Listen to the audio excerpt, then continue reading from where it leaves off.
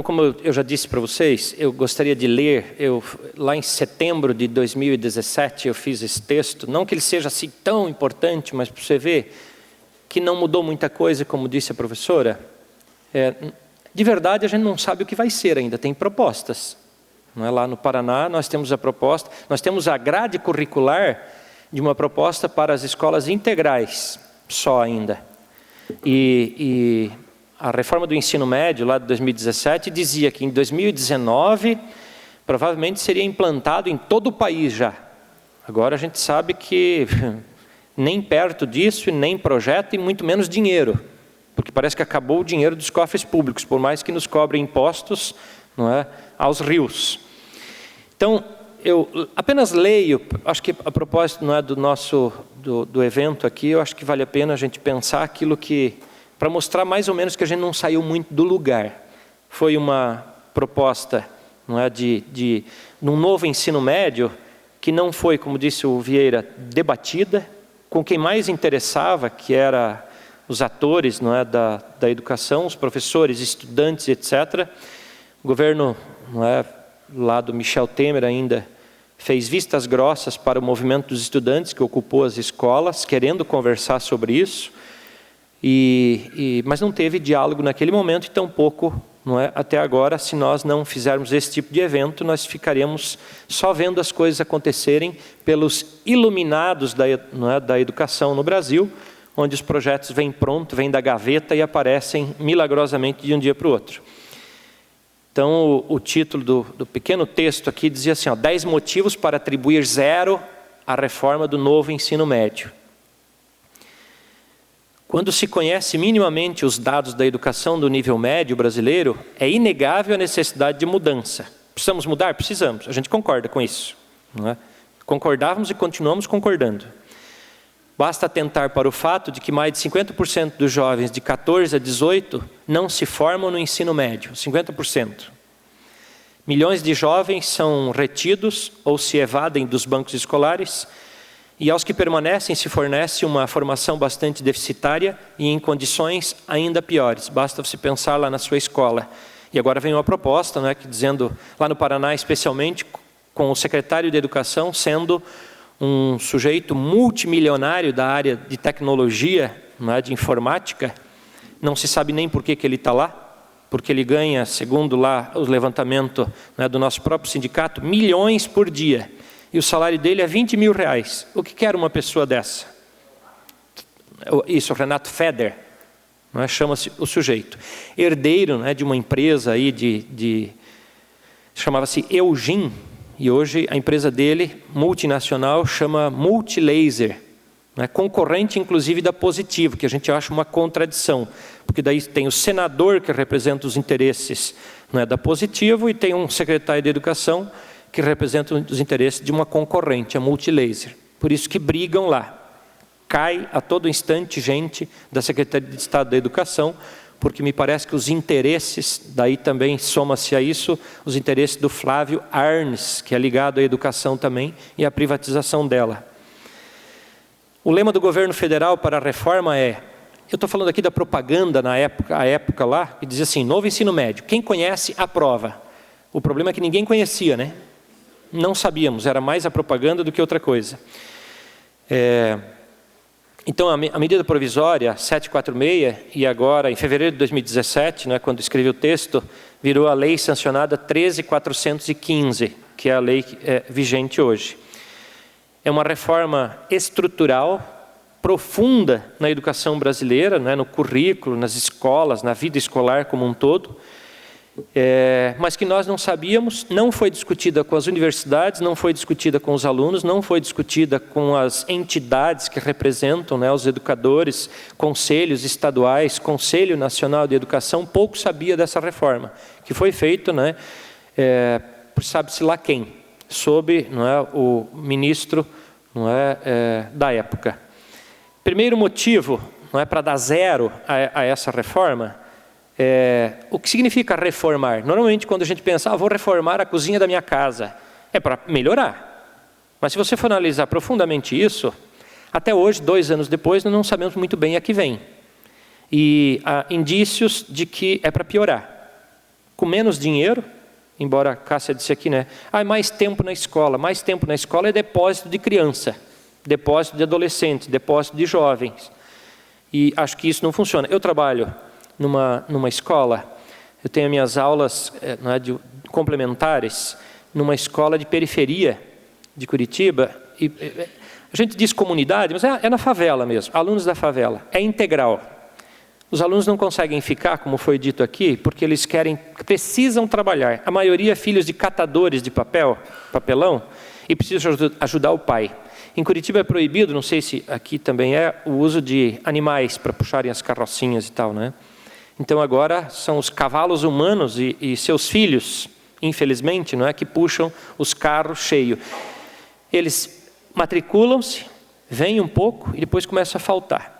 Porque tem que trabalhar, porque tem que ajudar, porque é de lá que vem o tênis, porque é de lá que vem a roupa, porque né, da catação de papel. Então, reformar para quê? Essa reforma, então, a deformação, como a gente tem chamado. Segundo motivo para dar nota 0 à reforma. Formação precarizada. É disso um pouquinho que vou falar em seguida aqui ainda. Hoje, a grade curricular do ensino médio conta, lá no Paraná, não é, sobretudo com 13 disciplinas. A maioria dos estados era isto. E aqui eu cito todas as disciplinas, não convém. Com a reforma, a promessa de uma suposta liberdade de escolha, assim que foi vendida a reforma para os estudantes, né? Você vai poder escolher o que você vai estudar. Você vai poder fazer o teu currículo, a tua grade curricular. Uma suposta liberdade que, a rigor, ela vai reduzir bastante as possibilidades. Como nós vamos ver, e a obrigatoriedade apenas de 3 disciplinas, inglês, matemática e português. Não é? Para fazer bonito nas provas internacionais e nas provas nacionais. Prova Brasil, não é? Lá no Paraná tem a Prova Paraná, agora instituída pelo atual secretário, cujo objetivo é instrumentalizar os jovens, as crianças, e transformar a escola num lugar de técnica para fazer prova.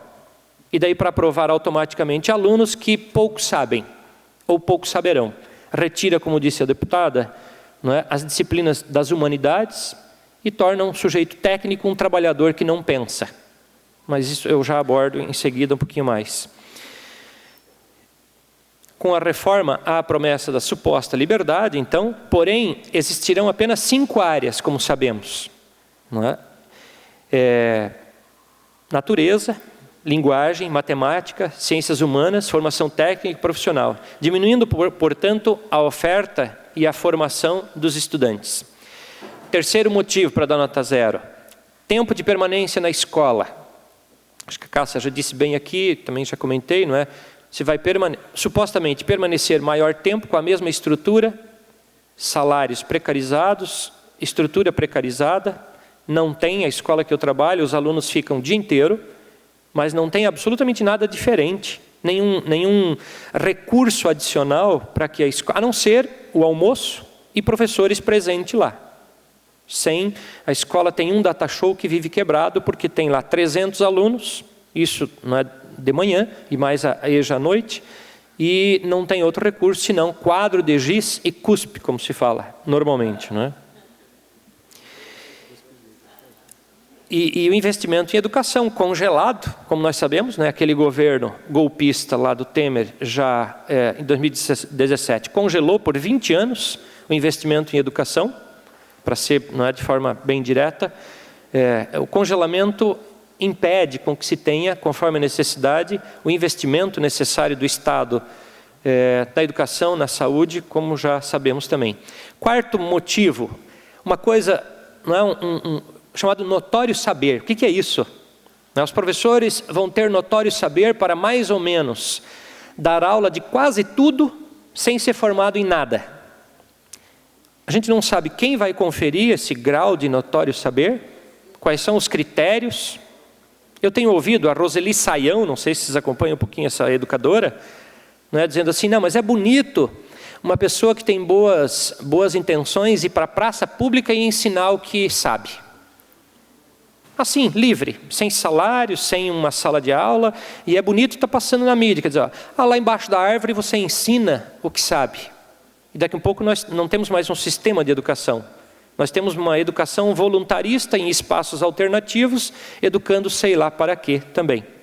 não é? Desde que, e eu comento aqui adiante, desde que esse sujeito trabalhe, não é? Quinto motivo para dar nota 0, formação profissional. A propaganda afirma que o jovem sairá da escola com uma profissão específica por ele escolhida. Bastante questionável, mesmo na escolha dos cursos superiores, já com a idade um pouco mais avançada, não é, com 16, 17, às vezes 18 anos, o estudante tem dificuldade em escolher o curso que vai fazer, aqueles que farão curso superior. Imagine com 13, 14 ou 15 anos escolher a área específica que vai querer formar no ensino médio.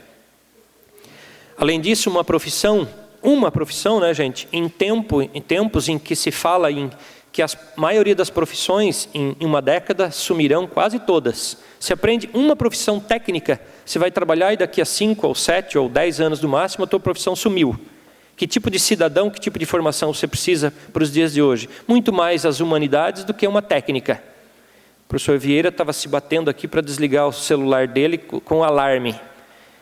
Isso a gente vai aprender na escola, mas isso se aprende, não é? Em 1 minuto. Agora ele já aprendeu, inclusive sozinho, a desligar aqui. Ensinar isso na escola. Eu sempre fui contra, William, quando vinham as demandas lá na Secretaria de Estado, eu tive a oportunidade no governo lá que trabalhamos, eu tive a oportunidade de dizer não a disciplinas no ensino médio. Pode a disciplina Ostras? Não pode. O que essa disciplina? Ostras chamava disciplina. Rios do Brasil, uma disciplina. Ética e cidadania. Isso aí a filosofia e a sociologia dão contas. Eu tive a possibilidade de dizer não a dezenas de disciplinas. Por quê? Porque o rol de disciplinas que tem historicidade, que tem conteúdo, que tem natureza, que tem densidade epistemológica e histórica, não é? Elas devem permanecer no currículo. Informática, sinceramente, não é? Acho que todos nós aqui sabemos. As crianças hoje, 3, 4 anos, eles sabem lidar. Sozinho, naturalmente. Nós não precisamos gastar tempo precioso e caro da escola, não é? Necessário, mas não para isso, para ensinar a usar o celular. O YouTube, as crianças sabem utilizar desde 2 anos de idade, eu vejo crianças utilizando. Então a escola não servia para isso.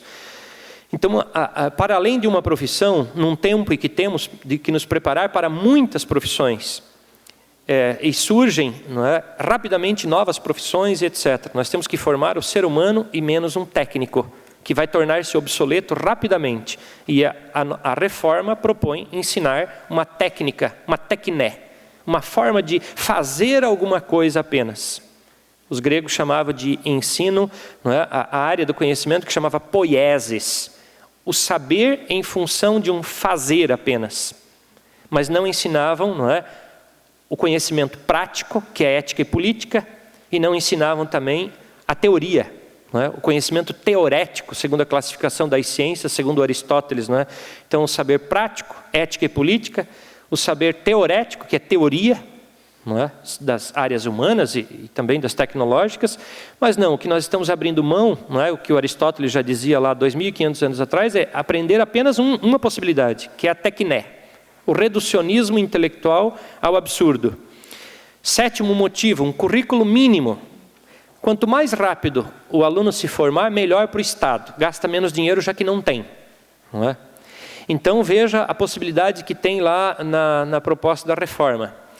Se o aluno trouxer uma declaração que está trabalhando, até porque a proposta do Paraná tem assim, 6 horas, deixa a filosofia e a sociologia a título de exemplo apenas, com 1 hora cada um no primeiro, no segundo e terceiro ano do ensino médio.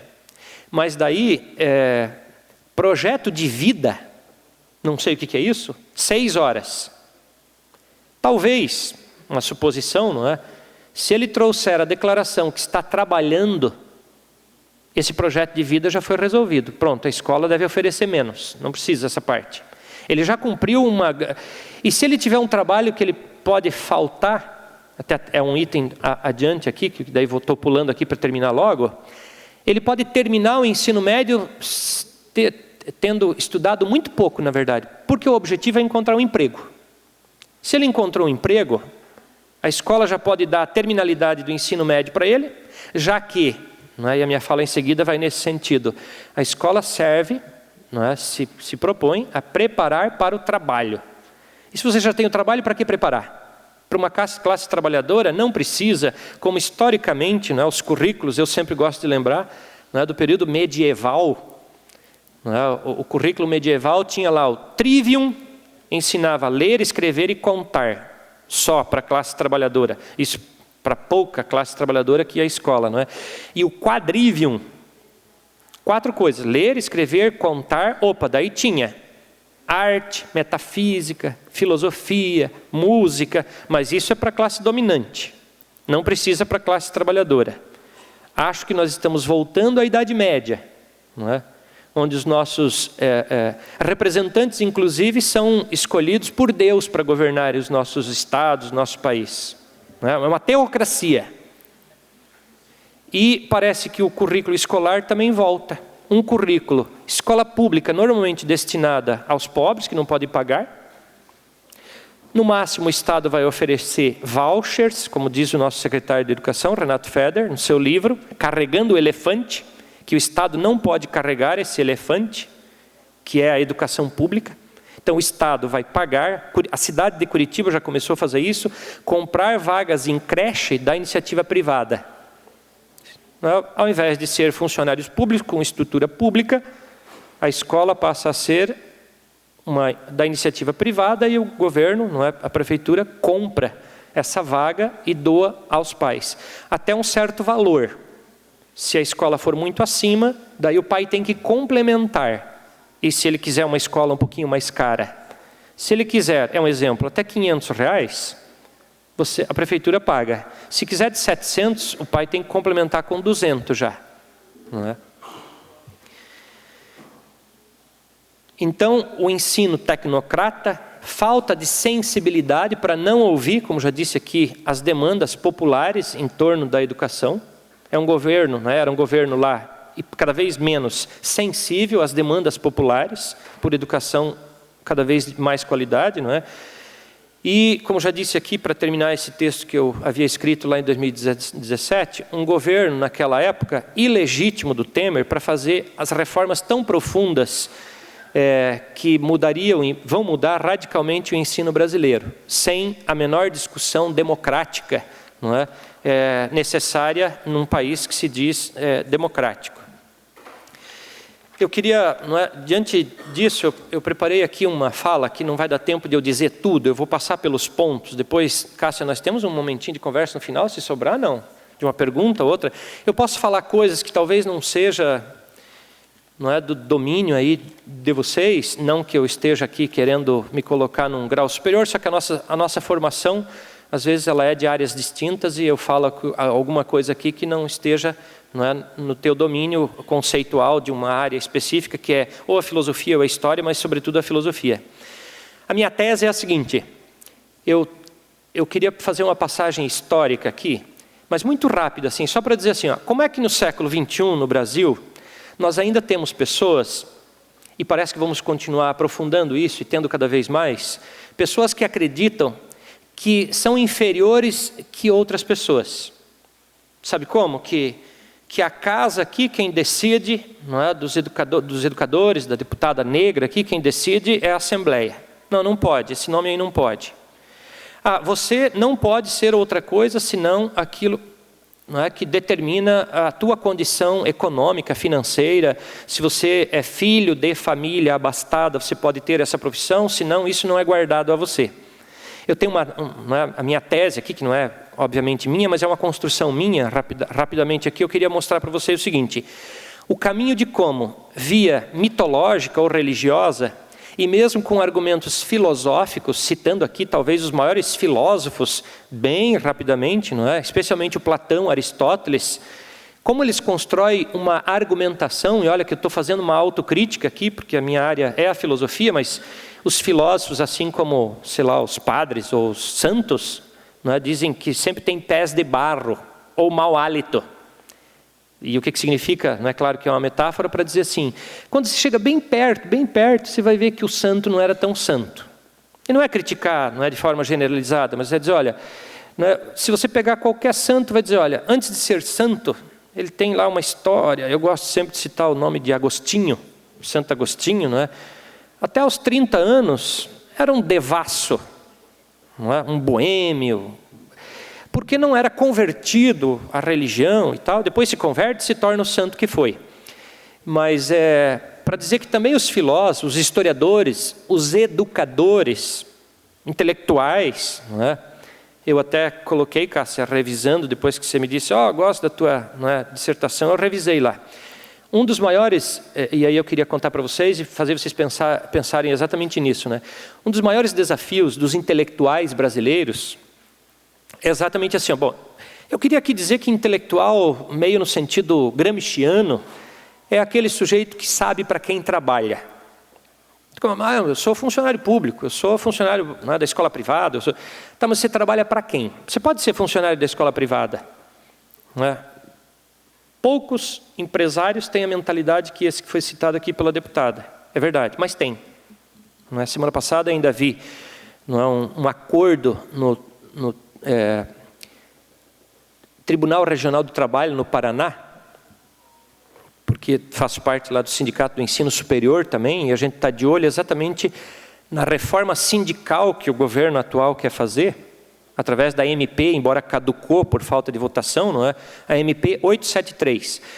Uma perseguição ao sindicato, a forma de financiamento dos sindicatos, quebrar, não é? A unidade dos sindicatos, a unicidade dos sindicatos, né? Unidade e unicidade, mas quebrar a forma de financiamento dos sindicatos. E lá o acordo, né, queria citar assim, um empresário de uma grande empresa alimentícia fez um acordo muito interessante com o sindicato, né, da área alimentícia, sobre como cobrar, não é, a contribuição sindical que foi extinta com a reforma trabalhista. E o acordo foi muito bom. Chegou-se a um bom termo e o empresário dizendo, olha, fico feliz porque eu quero trabalhadores que tenham seus direitos garantidos e que sejam felizes lá na minha empresa. Até posso citar porque é público agora, né? A empresa chama Barion, uma empresa grande aí do gênero alimentício, e o sindicato ficou muito feliz e assinaram lá um acordo em torno de como a empresa desconta, repassa para o sindicato a contribuição. O trabalhador, se não quiser contribuir, ele vai no sindicato e solicita, não é, a devolução do seu dinheiro. Mas como é hoje? Não, hoje ele faz direto na empresa. Às vezes nem sabe o direito dele, ele nem sabe, é descontado, ele não quer que desconte, assina direto na empresa isso, e ele não sabe nem onde é que fica o seu sindicato, e o trabalho não é que o sindicato faz por ele. Então o que eu queria mostrar para vocês é assim, os intelectuais, e nos coloquemos aqui todos nós, não é? Inclusive os estudantes, assim, você pensa, você aprende, você pode ressignificar, reconceituar e se apropriar de conteúdos. E eu falo sempre para os alunos assim, que em alguma medida lá em casa, quando você vai dizer para o seu pai que às vezes tem menos estudo, para você aluno que está aqui, não é? Que tem menos estudo que você pode ser compreendido como um intelectual, na medida em que diz, olha, aprendi isto, e eleva o nível intelectual, cultural da família, e nessa medida, não é, pode ser até mesmo chamado de intelectual. Então, como é que se constituiu, né, gente? Eu fiz aqui, eu organizei assim, em qualquer sociedade antiga, eu citei aqui os persas, citei aqui os egípcios, citei aqui os gregos, citei os romanos, sempre daquela forma como disse para vocês aqui. Dificilmente você tem um governante que sai da classe trabalhadora. Mas como é que você justifica isso? Em quase todas as culturas passadas, antigas, e acho que ainda hoje, e eu já fiz menção a isso, quando se diz que o governante X ou Y foi escolhido por Deus para governar, havia uma justificativa mitológica ou religiosa para dizer por que uma casta pode e outra não governar. E ela é mesmo incompreensível, não é racional. Não é racional. Talvez a única cultura que racionalizou isso e colocou em termos conceituais, filosóficos, de forma sistematizada, foi a grega. E daí é aí que eu, não é da maneira como eu argumento aqui, especialmente o Aristóteles e o Platão criaram formas filosóficas de dizer que existem pessoas capazes de governar e outras não. Daí aqui que eu vou dar um salto lá na filosofia, depois se houver dúvidas, não é, eu posso retomar aqui. Veja como é que o Platão, ele vai dizer assim, ó, tem gente que pode governar. Platão é um sujeito lá, não é, no século V, IV a.C., e que escreveu um livro, talvez o maior livro dele, onde resume toda a obra dele, reconhecida lá hoje como originais, em 36 livros do Platão. Na República, o livro mais importante, não é? No capítulo 4 ele diz que tem pessoas, a alma é única, todos nós temos uma alma, que segundo ele, não é, vem do mundo das ideias. Platão é um dualista, isso aqui é importante para depois compreender onde é que eu quero chegar. Que praticamente nós vivemos em função do outro mundo, que supostamente existe. Não é? Eu tenho estudado um pouco isso e tenho ficado cada vez mais averso à ideia que existe um outro mundo. Porque quase tudo que é bom está naquele, enquanto o corpo padece nesse. Não é? Óbvio que não foi o Platão que criou o dualismo, mas ele colocou em termos filosóficos, históricos, bem argumentado, diz, olha, existe um mundo que é perfeito e este aqui que e o cristianismo adota isso, não é? Nós vivemos chorando e gemendo neste vale de lágrimas, corpo físico é ruim, é causa de todos os males, as doenças, mas tem 3 almas, também compreendida, não é, na história como, existem pessoas que têm a alma de ouro, de prata, e de bronze, ou alma. O Platão, inclusive, no capítulo 4, não é, da República, ele identifica, não é, e aí, se você pensar numa divisão piramidal, você tem as pessoas que têm alma, outra tripartição, não é, a Santíssima Trindade quase sempre. Tem pessoas que têm alma racional na cabeça, irascível, a ira no coração, são os soldados, os defensores da cidade, e a alma concupiscível, que está no estômago. Eu encontrei no Platão, e estou aqui me apropriando do Platão para dizer o seguinte, o Platão literalmente diz o seguinte, tem gente que nasceu, ou seja, ele está naturalizando, e joga isso para o campo do mundo das ideias, para dizer, ó, não tem como, e ele, não é, se tiverem curiosidade mais tarde, outro dia, de lerem o capítulo 4, bom seria ler a República inteira, claro, mas assim, se você for ler o capítulo 4, com alguma ajuda de um comentarista, você vai ver que ele diz assim, ó, se todos fizerem a sua parte, ou seja, governa e educa, nós educadores, em Platão tínhamos um lugar privilegiado, estamos perdendo isso, infelizmente. Se todos fizerem a sua parte, quem tem alma superior de ouro, não é, racional, governa e educa. Os soldados protegem a cidade e os trabalhadores trabalham, labutam, produzem os bens materiais e de consumo. O Platão naturaliza isso e joga para o campo metafísico. Além do mundo físico, tem uma explicação que justifica esse mundo, e daí se justifica o dualismo. Aristóteles tem uma doutrina um pouco mais complexa, mas o que eu quero tomar, não é, da doutrina, não é, o Aristóteles, acho que se não são sabedores, não é, estudou quase 20 anos na academia do Platão, e querendo superar o pensamento do Platão, o idealismo platônico, se lançou a pensar o mundo de forma realista. Então é um realista. Ele quer compreender o ser, o mundo, a substância a partir dela mesma. Eu não preciso recorrer ao mundo metafísico, dualista, para entender o mundo material. Só que veja, gente, 20 anos estudando com Platão, o Aristóteles não conseguiu levar a cabo o projeto que ele tinha, de entender o mundo a partir do próprio mundo. Ele tinha, não é, o Aristóteles tinha pressupostos metafísicos para todas as teorias físicas dele. Tanto que ele chama, não é, o Aristóteles chama, filosofia primeira e filosofia segunda. Sabem qual é a filosofia primeira? Metafísica. A filosofia primeira, o que está em primeiro lugar, é a metafísica, o mundo não físico. E a filosofia segunda é a física, o mundo físico. Quer dizer, embora o Aristóteles tivesse um projeto de superação, não é, da metafísica platônica, ele não consegue fazer isto, porque ele trabalha com todos os pressupostos metafísicos que era parte da cultura, não é, da academia do Platão na vida dele. Ele tem uma doutrina que diz o seguinte, ó, todas as coisas, já que ele quer explicar as coisas materiais e reais, tem 4 causas. Eu devia mostrar lá para vocês, mas veja lá. Tudo que existe neste mundo físico tem 4 causas. 2 primeiras, causa material e formal. Matéria e forma, todos nós somos iguais. Nunca muda. A pedra é pedra, a árvore é árvore, e todas as árvores são feitas da mesma matéria. Todos os seres humanos são da mesma matéria. As 2 últimas causas, então as 2 primeiras, material e formal.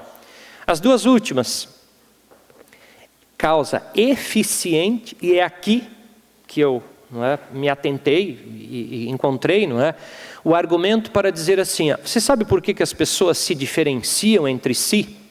E por que, por exemplo, está lá nos livros do Platão, de Aristóteles, aparece bastante também, Cássia, e a mulher aparece numa situação subalterna, dizendo assim, a mulher, inclusive na reprodução, ela não contribui com nada. Ela é um receptáculo passivo que recebe o material genético, ou sêmen, assim que o Aristóteles diz. Recebe o sêmen humano e não contribui em absolutamente nada com as características do ser vivente. Ou seja, ela é uma fertilização in vitro. O Aristóteles fala. O que ele está dizendo? Que a mulher, o escravo, eu já volto falando só mais um pouquinho sobre isso, A mulher e o escravo não têm causa eficiente, mas que, como tem matéria e forma, assim como tudo na natureza, tendem a um fim, a uma finalidade. Só que eles próprios não sabem para quê. Vocês sim, compreendem? Eu retomo, matéria e forma, todos os seres humanos são iguais. As árvores, o ser, tem uma matéria e tem uma forma. O Aristóteles cita o exemplo do bronze, metal. O bronze existe na natureza disforme, não tem forma, ele é capturado da natureza. Para virar um busto, ele tem que ter uma inteligência externa que lhe trabalha e lhe dá a causa final, determinada pela causa eficiente. Todas as coisas, tudo, a pedra, a árvore, o bronze, tem matéria e forma, mas não sabem para que existe. A causa eficiente, que em muitos seres e entes, não vou aqui fazer a diferenciação, mas nas coisas, tem coisas que naturalmente tendem a ser o final, a sua natureza. Em grego chama telos. Daí vem o termo teleologia. Qual é o telos? Qual é a finalidade da mulher? Qual é a finalidade da madeira? Qual é a finalidade do bronze? A finalidade é determinada pela causa eficiente. A causa eficiente, que em alguns seres ou entes são externas, mas o homem, o cidadão grego, esse tem causa eficiente. Ele é a causa de todas as finalidades atribuídas ao mundo. Desde a matéria orgânica e inorgânica, desde a matéria, qualquer tipo de matéria, quem determina a finalidade é a causa eficiente. Quem tem essa causa eficiente? O homem, o cidadão. O cidadão grego, 10% da sociedade grega era cidadã. Os demais tinham a mesma matéria, a forma, mas não eram capazes de se auto-orientar. Essa orientação tem que ser externa, não é? Gente, assim, para ir terminando, a Cássia... Quantos minutos, Cássia? Mais ou menos. Sim. O pensamento do Platão e do Aristóteles passam, se não sabem, passam, já citei aqui, o Platão pelo Agostinho, que é uma cristianização. O Agostinho de Hipona, o Santo Agostinho, é um neoplatônico, não é? No século 4, 5 depois de Cristo. O Tomás de Aquino, 1000 anos depois, no século 13, não é, esse italiano, não é? O Tomás de Aquino, ele é um neo-aristotélico. Ele traz Aristóteles e os elementos desse pensamento que eu já disse para vocês aqui, que o Aristóteles está a serviço de uma aristocracia, uma filosofia a serviço de uma aristocracia grega que vai governar, de uma oligarquia que vai governar. E quem não tem a natureza ou a alma racional não governa. Quem não tem a alma de ouro não governa, não estuda, não precisa também. Passa pela Idade Média, pelos doutores da igreja, pelos santos da igreja. É questionada na modernidade, mas aí a burguesia, eu estou dando aqui um salto histórico, mas só para terminar a fala, dizendo assim, a burguesia se apropria e tem um outro projeto. A burguesia, portanto, vai dizer que, e aí toda a Revolução Francesa, as revoluções liberais, a burguesia não tinha poder, mas tinha dinheiro, e isso eu estou falando especialmente do século XVIII, ela vai dizer assim, olha, se você é cidadão, e aí sim, faz a concordância com Platão, Aristóteles, Agostinho, Tomás de Aquino e diz ali, isso quem vai estar bastante na boca de certos filósofos, especialmente os racionalistas, Descartes, Leibniz, Berkeley e os empiristas. A razão e a experiência juntos vão te trazer a iluminação. O iluminismo do século XVIII vai dizer o seguinte, nós da classe burguesa, nós temos o dinheiro, mas não temos o poder. Nós queremos tirar o poder, isso não é explícito, precisamos tirar o poder das mãos da igreja e do rei absolutista. E para isso nós precisamos da ajuda de quem? Do povo. E aí é que vem as revoluções liberais. Acho que o máximo dessa representação pode ser indicada como a própria Revolução Francesa. Embora quase sempre se estuda em conjunto a independência dos Estados Unidos e a Revolução Gloriosa na Inglaterra já no século XVIII, no século XVII ainda, final do século XVII. O que os burgueses querem e disseram, e eu acho que a sociedade que nós vivemos ela é produto disto. O Estado. O Estado estava a serviço do rei absolutista. Mas com as revoluções, o Estado de direito, olha lá, Declaração Universal dos Direitos Humanos, todos os cidadãos estavam lá congregados e chamados a serem cidadãos. Mas é uma cidadania de segunda categoria, por quê? E até hoje vão nos dizer assim, e está lá explícito nos livros, especialmente do chamado pai do liberalismo moderno, o John Locke, vai dizer lá no segundo tratado sobre o governo civil, no 5º capítulo, diz assim, cidadão é o sujeito que é livre, igual e proprietário. Então todos são proprietários? Sim, o Locke vai dizer. Você é proprietário do seu corpo e da sua força de trabalho. Você vende para quem você quiser.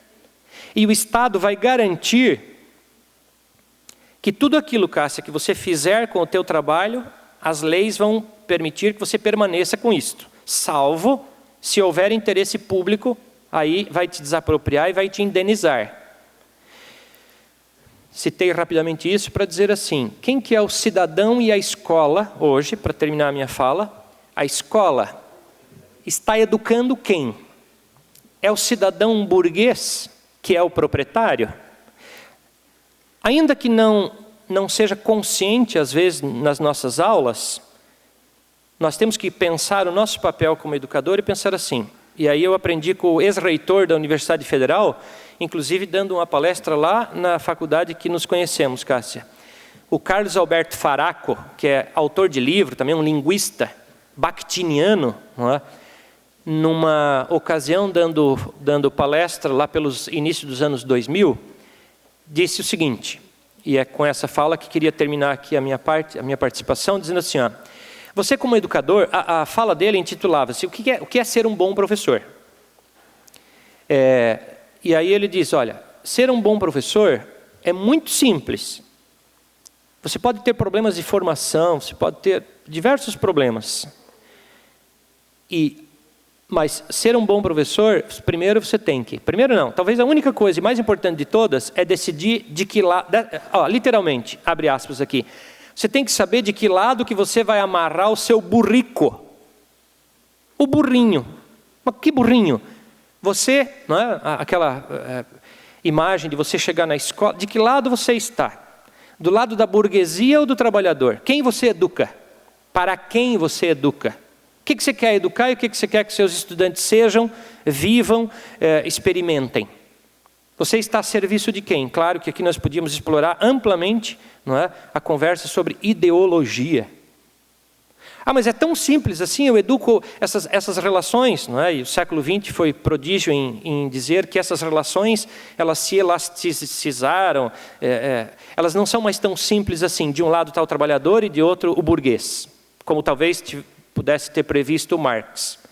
Na verdade, o Marx, ele constatou uma coisa que o Hegel já citava, não é? A dialética senhor e escravo, e essa aqui eu já queria mostrar, não é assim, essa dialética, por menos que fosse explícita, ela já está colocada desde os primórdios. Existe quem governa e pode ter uma causa religiosa, divina, metafísica para governar, ou, na palavra dos filósofos, pode ter uma causa filosófica. A naturalização da diferença social. Naturalmente, a natureza nos fez diferentes e isso garante que tenhamos condições diferentes também. É o que a gente não pode aceitar como professor, não é? A natureza ou a mitologia, não é? Ocupando o espaço daquilo que a gente deveria entender para tornar consciente o nosso ato de ser professor e discutir com os nossos estudantes exatamente, não é? Nas relações complexificadas do nosso tempo, de que lado que eu estou? Eu estou educando o trabalhador e eu quero, dessa maneira, não é, educá-lo para que ele compreenda o mundo do trabalho, compreenda a sua atividade, se compreenda. Daí eu acho que o projeto de destruição dessa capacidade do professor compreender isso e de levar o seu estudante a compreender está sendo destruída com as reformas aqui educacionais no Brasil.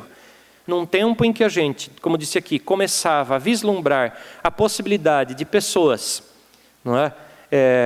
Como citei aqui o Henrique, de estarem fazendo faculdade. Eu mesmo sou produto disso. Se não tivesse ido em algum momento para o seminário, pouco tempo é verdade, mas talvez tivesse, não vejo nenhum demérito, não é?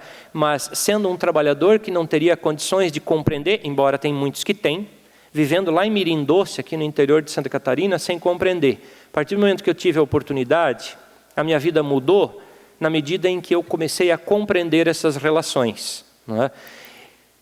O filho do trabalhador, o filho da empregada, não é? O filho do Uber, o filho do agricultor, ele vai começar a compreender essas relações a partir do momento que estuda, não é? E essas possibilidades vinham sendo dadas, é verdade, muito questionável ainda recentemente, não é? Com os governos que nós tínhamos. E agora o ataque às nossas carreiras públicas, o ataque, não é, ao financiamento que não tem dinheiro para nada. A destruição, gente, isso estou pensando mais amplo aqui, não é? As elites brasileiras, eu tenho acompanhado um pouco, queria, não é, convidá-los se vocês não conhecem, né, o Laurentino Gomes tem escrito algo sobre a escravidão, publicou o primeiro volume agora de uma trilogia, ele já publicou outra trilogia sobre a história, não é, brasileira, o 1808, 1889 e 1822, aliás, né? 1889. Ele publicou agora sobre a escravidão. O Gessé de Souza, sociólogo, né, tem publicado coisas sobre, mais ou menos aqui, que me orientei para também fazer essa fala, de dizer assim, olha, a nossa mentalidade é escravista, nós queremos escravos domesticados, infelizmente, não é? As reformas têm vindo nesse sentido. Entreguismo de toda, não é, a riqueza nacional do subsolo que deveria ser do povo, não é nossa, da sociedade brasileira, como acho que o programa, não é, da educacional, não é, tinha isso em perspectiva, que era usar a riqueza do pré-sal para a educação e para a saúde do povo brasileiro. Isso está sendo tudo entregue. As oligarquias agrárias, eu chamaria de aristocracia. Mas como é que eles fazem isso? Eles fazem isso porque eles dizem, nós somos os melhores e nós podemos. E nós, trabalhadores, temos feito muito pouco. Daí que eu penso que é o trabalho do sindicato, que é o trabalho, não é, mesmo do partido político, para tornar consciente a minha adesão a um ou a outro partido. Eu tinha mencionado aqui na minha fala ainda, não é, a ideia do patrimonialismo brasileiro, não é, que fundamentou. A gente acha que porque isso tem séries, minisséries, livros que dizem assim, eu cheguei ao poder, agora o poder é meu, eu faço com o carro da prefeitura, do estado, do governo, o que eu quiser, como eu quiser. O poder é meu, eu ganhei, o estado é meu. E isso está presente em nós, mesmo na hora de votar. Eu voto normalmente para quem? Eu voto para um parente meu.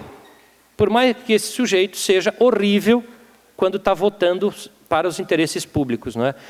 Então, o papel do sindicato, inclusive fazendo esse tipo de evento, não é importante na ideia de confrontar esse projeto que é de destruição, não é, da soberania nacional, que em nome do combate à corrupção, né, pessoas, e acabo aqui, nós estamos entregando tudo, como se corrupção só existisse os políticos. Você já viu aquela frasezinha nos carros?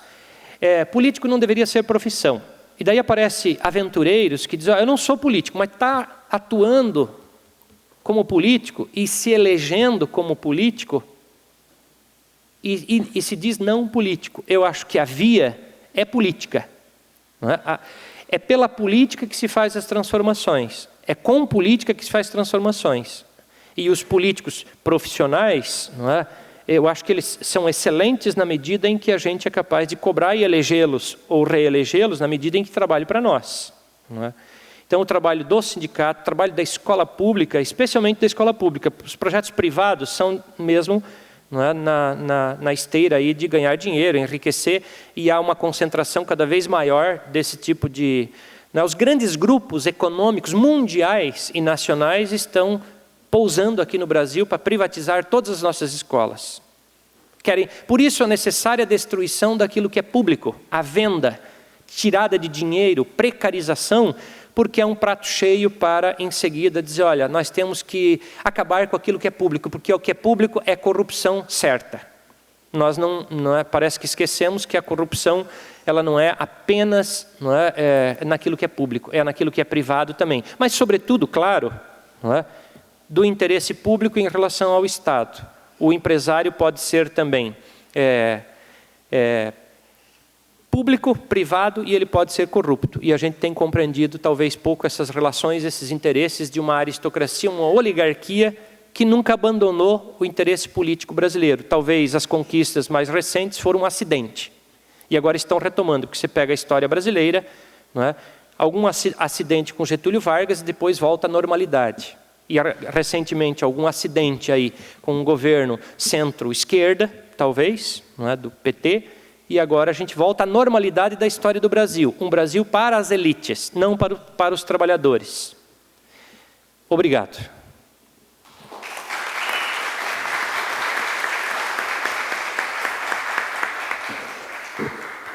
Quero agradecer, professor Bernardo. É maravilhoso ter uma aula novamente aqui depois de 20 anos. Como é bom ter você aqui de novo.